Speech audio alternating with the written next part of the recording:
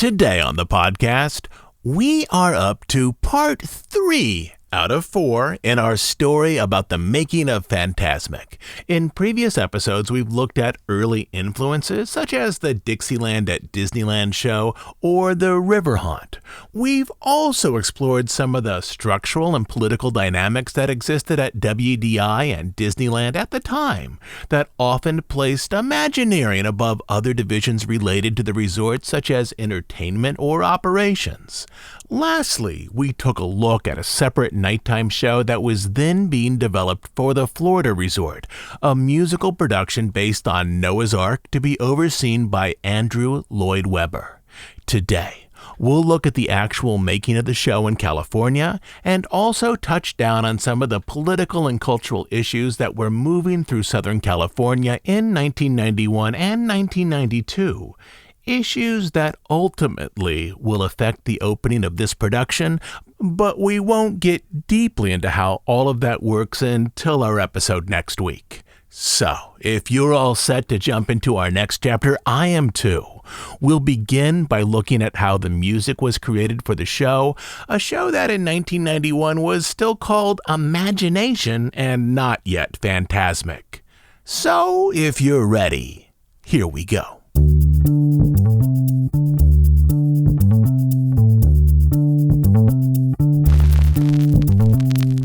The musical composition assignment was given to Bruce Healy, a musician with a degree from Cal State Fullerton, who had risen up through the Disneyland band and into central planning roles. When I started working at Disneyland, Healy said, I just hoped to continue work and get more better jobs, especially as an arranger. By the late 1980s, he was being given opportunities to be a composer within Disneyland Entertainment. Fantasmic, a nighttime show that was still being called Imagination, was one of his first big opportunities to incorporate the breadth of his skills for a highly visible, extremely expensive project. The show's presentation would include many altered clips from Disney animated classics. His composition would need to relate to cinematic traditions in film, including from Fantasia, but while appealing to a theme park audience whose attention would need to be quickly captured. The music would also need to be catchy. I like classical forms, he explained. Those forms that contain a logical evolution and repetition of a theme. I also like the concept of a leitmotif, which identifies a particular musical theme with a specific character in a story. Fantasmic was my opportunity to use many of the film scoring, compositional arranging, and orchestration techniques that I had studied since before college, all in one project. But there was one other influence, consciously included or not on Healy's part, that reviewers would later notice. In the LA Times, a reviewer would note that the songs were thunderous John Williams-esque arrangements of familiar Disney tunes, as though the designers of this show felt that this performance, which included orchestral music paired with movie clips, was somehow a small extension of what composer John Williams had been doing for years with Boston Pops. The challenge, Healy added, was to reflect all of the different emotions and attitudes in the show. The music was recorded in Los Angeles. Then Don Dorsey took the tracks back to his production studio, where he created and mixed in sound effects to enhance the show. This included not only musical elements, but also sound effects related to what was happening on stage. The final mix would be tricky, as effects too loud would call attention to themselves and make the presentation seem artificial or fake. We're not there to make a point of the sound effects, Dorsey said. We're there to create the emotional experience of the total effect of the music and the character voices and the sound effects. Getting all of those pieces together and working in the right balance is probably the trickiest part. But there was one new complication for this show, one that Disneyland hadn't previously explored with live entertainment. Fantasmic would be the first time that the park would use a surround sound system for a nighttime show, with 7 discrete channels, with some speakers located on rooftops far behind the audience. The range of speaker locations created sound latency issues, as the audience gathered down by the river ideally would have all sound elements arriving at their location at the same time.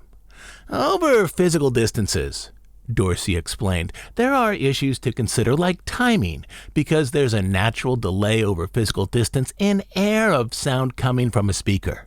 So some of the sounds had to be advanced so that they sounded correct at the main audience area, and other sounds had to be delayed different ways. This led to a string of remixes and rebalancing of some sounds. There's a lot of complicated audio production, Dorsey added, simply because of the surround system and trying to make all that work correctly physical production-wise. On headphones, if one listens to the multi-channel presentation, the time delays would call attention to themselves, as though certain sound cues are tardy.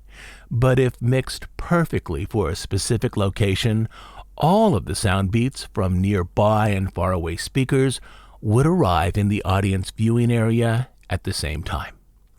While Dorsey managed sound design, Barnett Ricci worked with visual development, a path that included film clip selection for the show.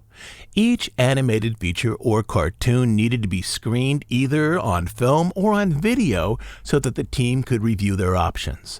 The clips needed to both build the intensity of the show and also emphasize on-location effects, such as firework, fog, and water elements that would be presented on stage as though the film were reaching beyond the screen to exist in a larger space across the river. I spent months of research studying all the Disney classics, Ricci said. I wanted to find just the right scenes that could be edited together successfully. The clip selections weren't finalized until October 1991, but selection was only the first step in the preparation, as many clips needed to be altered for the water show. After viewing the films, Ricci understood that most animation couldn't be presented in its full screened form.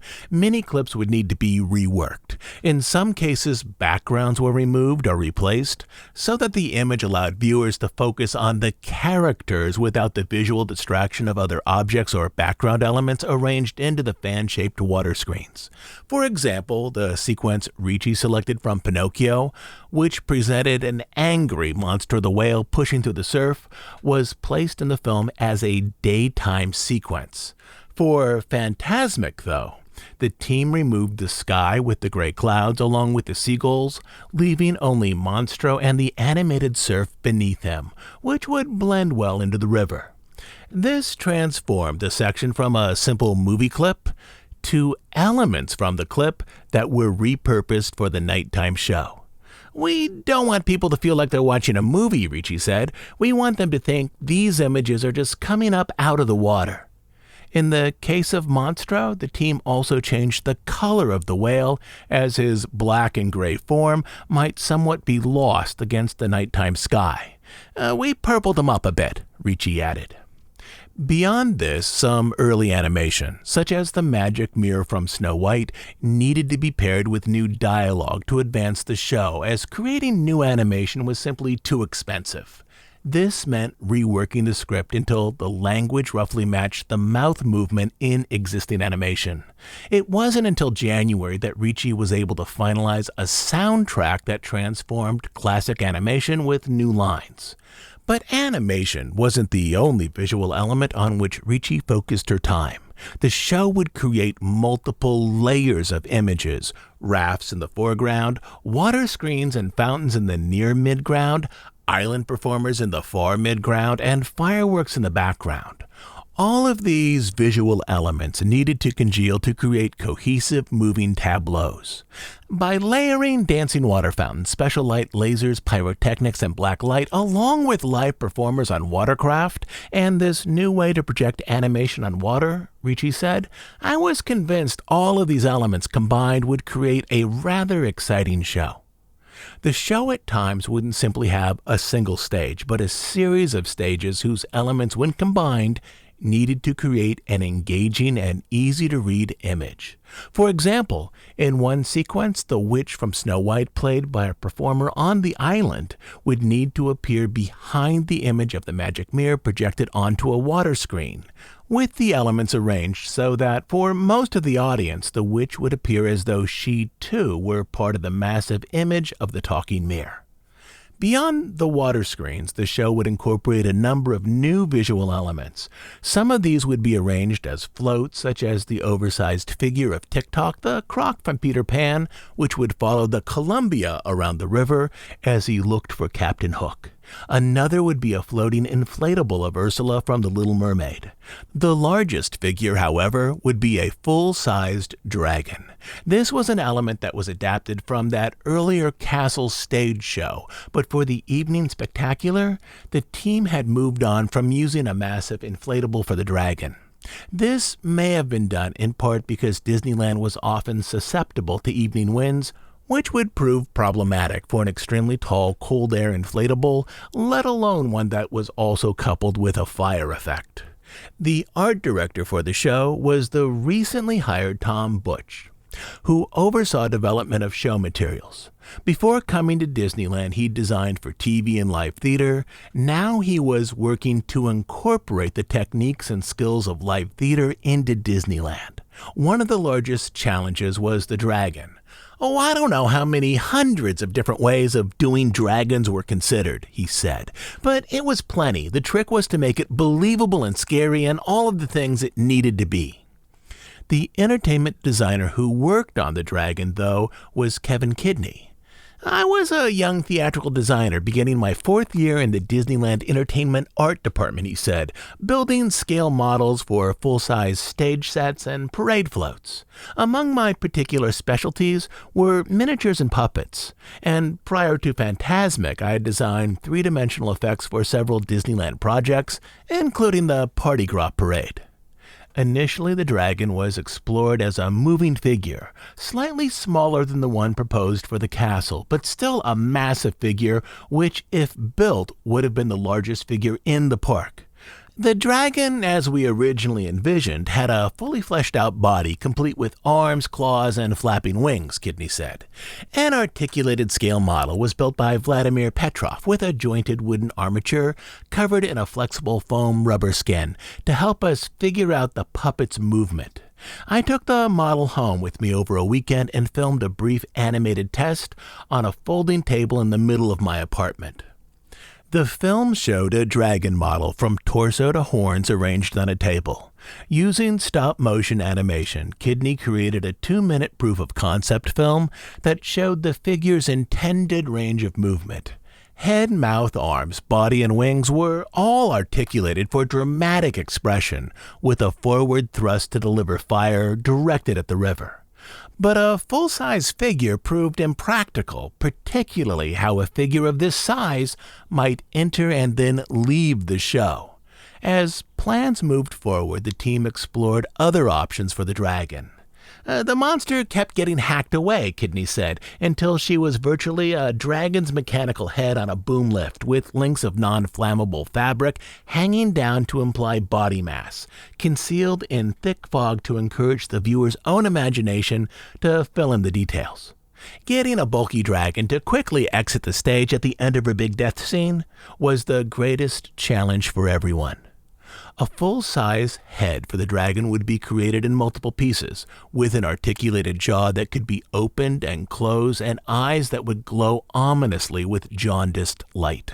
The movable head would be placed on a boom crane that could be lowered slightly toward Mickey to threaten him. At the end of summer 1991, the island was closed to guests, with construction workers building new structures, trap basements, and show elements on the island. A new mill building was arranged not only to hide show elements, but to house electrical and hydraulic controls, as well as lift elements and projectors. The mill would be one control area for the show, though there would be another in the upper portions of the Pirates of the Caribbean building across the river. But the mill was the larger and far more complex of the two. Technically, the mill structure would be 5 stories tall, but 3 of those stories were arranged below ground, filled with hydraulic lifts, stage lights, fiber optics, and computers to control the show. "Every inch in the mill building is fully realized," said project manager Steve Granage. "There's no spare space." the Columbia went through an extensive rehab, including adding elements to make the ship into a floating stage, suitable for stunts or other effects. The 35-year-old river was drained and then paved, as effects equipment needed greater stability than could be provided by the river's original dirt bed covered with a thin gunite shell. A crew laid 6-inch pipe which, after it was welded together, would carry the water and release system to create the water screens. Another set of pipes, about half-mile in all, were arranged to carry natural gas to set the fire ablaze. The fuel shot that would eventually be placed into the Dragon's Mouth was in part Cremora, a white non-dairy creamer that, when placed into a tube attached to a fuse and a line of compressed air, was capable of creating a fireball that could be directed toward the river. The blaze, though near the shore, was produced by streams of natural gas bubbling up through the water. "What we're hoping for," said Disneyland publicist John McClintock, "is a show that is going to be as big a tradition as the Main Street Electrical Parade." The costumes were designed by Marilyn Sato, a longtime Hollywood designer who years earlier had found her first career in the studios, designing costumes for large-budget films such as The Ten Commandments, White Christmas, and Around the World in 80 Days. She also worked on multiple Hitchcock productions, including Rear Window and To Catch a Thief. In the 1980s, she found a second career working for the Disney parks, designing cast member costumes, show costumes, and costumes for animatronics, including those for the Renaissance and Egypt stages in Spaceship Earth. For Fantasmic, she designed the stage costumes, which had unique requirements. Unlike performers in a Broadway show or on a traditional theme park stage, the performers in Fantasmic would be over 100 feet away from the front row audience on the other side of the river.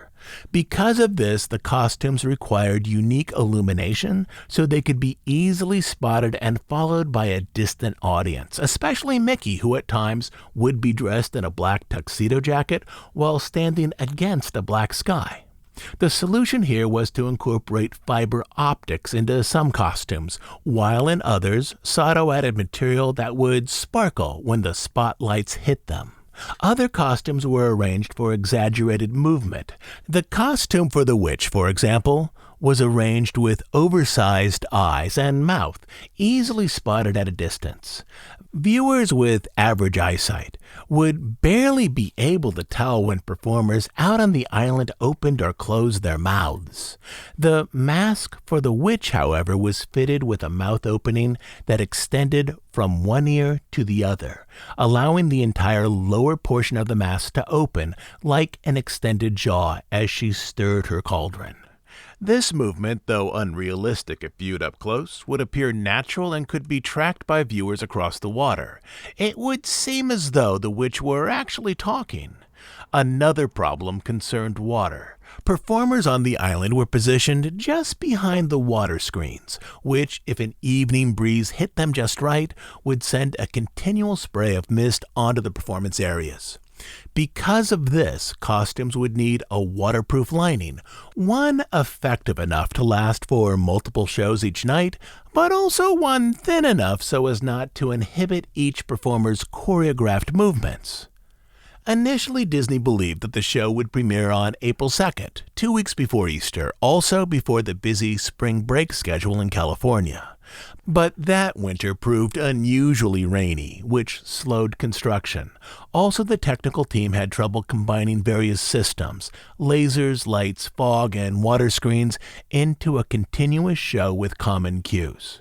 Because of this, the opening date was pushed back by nearly 6 weeks to May 13th, with previews held the previous week.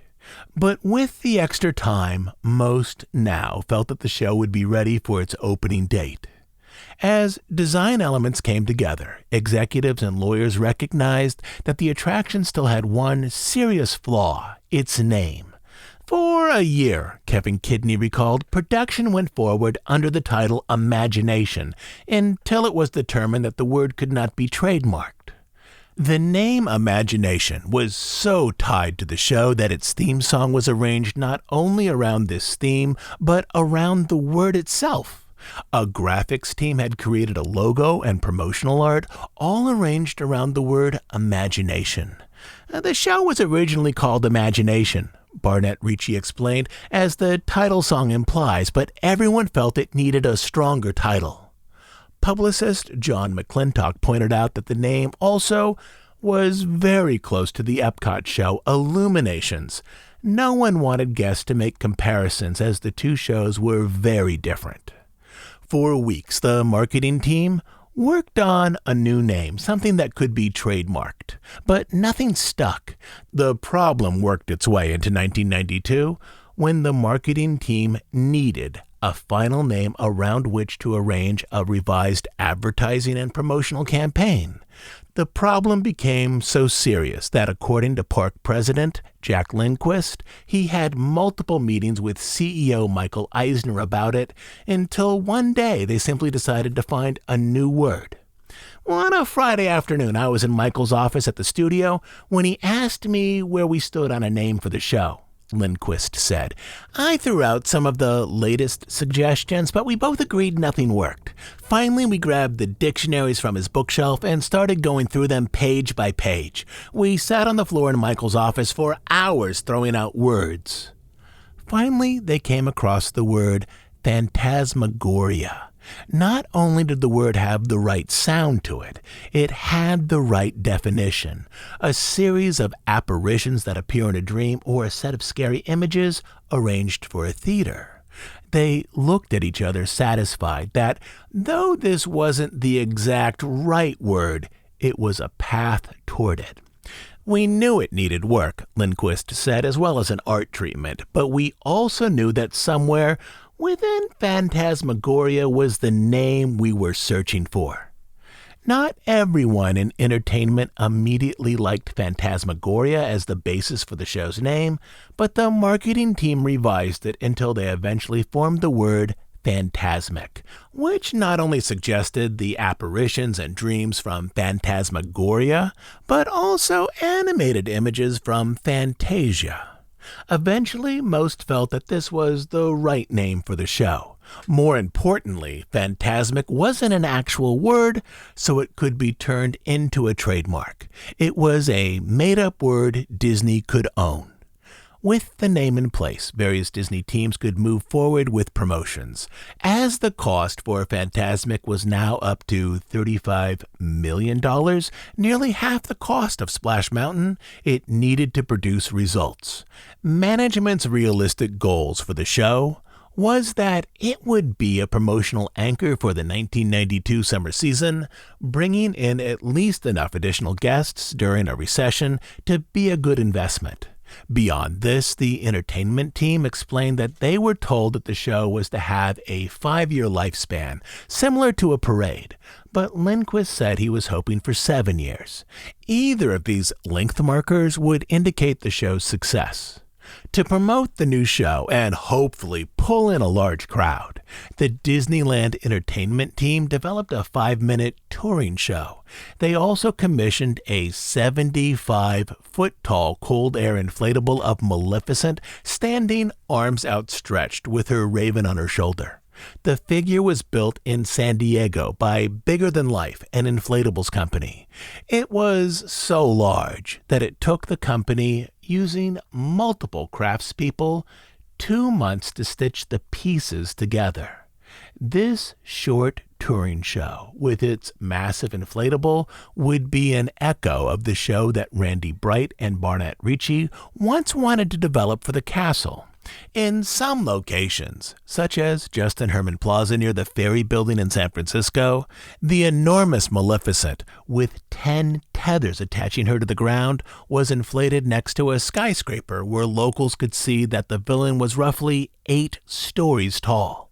At some venues, another much smaller inflatable of Mickey would appear in a short presentation where he assured the audience that the powers of evil would be vanquished. A third inflatable was a 30-foot-long sign advertising the show at Disneyland. In some venues, Disney set up a contest for a trip to visit the park. Elsewhere, Disney handed out a limited number of children's tickets, though the adults would still need to pay for their own admission along with food and a hotel.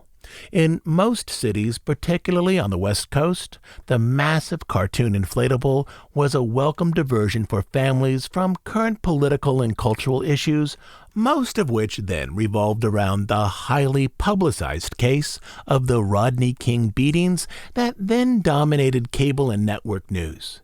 The case centered on multiple police officers who beat, handcuffed, and hogtied Rodney King, an African-American man, following a high-speed chase. In a world before smartphones, this incident had been videotaped, a rarity, as this involved a bystander having quick access to a camcorder. The image of officers repeatedly striking King with batons, who was unarmed and lying face down on the ground, shocked an American public, especially those who wanted to see the police as protectors of their freedoms. King was left with a broken skull, cheekbone, and ankle. The video was played and replayed on TV news, which led groups to protest police violence and call for civic reform, with many believing that through the courts the officers would be held legally accountable. Jury selection for the accused officers began on February 3rd, with a full trial starting 4 weeks later. The trial was often the lead story both in the evening news and in various newspapers. In this context, the animated conflict from Disneyland, for the most part, seemed like a pleasant distraction from tense political and cultural conflicts playing out in Southern California, through the trial of these officers that would later loop back into the story of Fantasmic, though that wouldn't happen until April. At this moment, the marketing and promotions team were simply trying to publicize this new show. These teams, unlike the design team, didn't believe that those mist screens and animations would be the highlight of the show. For them, the highlight was the dragon and the various fire effects. With this in mind, they created a series of print ads and billboards focused on the dragon and the fire. They also created a 30-second TV spot which featured clips from the actual show, along with shots of a puppet dragon, one with movable purple wings and dark claws, a figure more lifelike than the dragon head and crane featured on the actual stage. This puppet creature in the TV spot impressively breathes a fireball across the water. The commercial ended with the tagline, "Be there when the night ignites."